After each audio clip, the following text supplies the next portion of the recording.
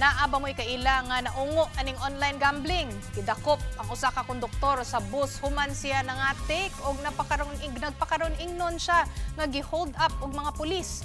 Ang tibok adlaw nila nga kita sa pamasahero sa bus na wagtang. Pero dili tungod kay gitulis ni siya, gisugal ra di ay niya. Para sa kompletong detalye ana balita si Chris Quijada sa Radio 5 True FM Davao. Sugal po ako nagsugal po ako. Tapos? Natalo po yung remittance po.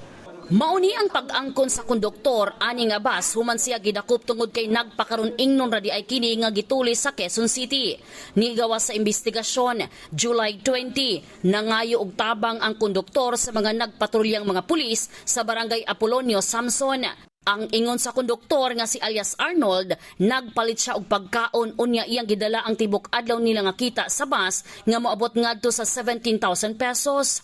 Pero naa daw lalaking nagpaila nga pulis ang nitulis sa iyaha og gikuha ang ilang kita. Apan nakitaan nga dunay sami sa iyang mga istorya. Nang tiningnan kung saan yung mga area, lugar na pinagholdapan sa kanya, ay wala naman tong hold up na nangyari ng tiningnan ng mga CCTV. Diha na gitawagan sa mga pulis ang bus company sa konduktor. Sa ilang pag-atubang, giangko na sa konduktor nga nagamit niya ang kwarta sa online sugal. Dahil na short na po, inahabol ko po yung short, kaya naisipan ko po isugal. Nahibaw-an pagyod nga nakasuhan na sa una ang konduktor tungod pod sa kaso sa illegal nga drogas. Karon, kaso na sab sa qualified theft ug unjust vexation ang ipasaka batok sa iyaha.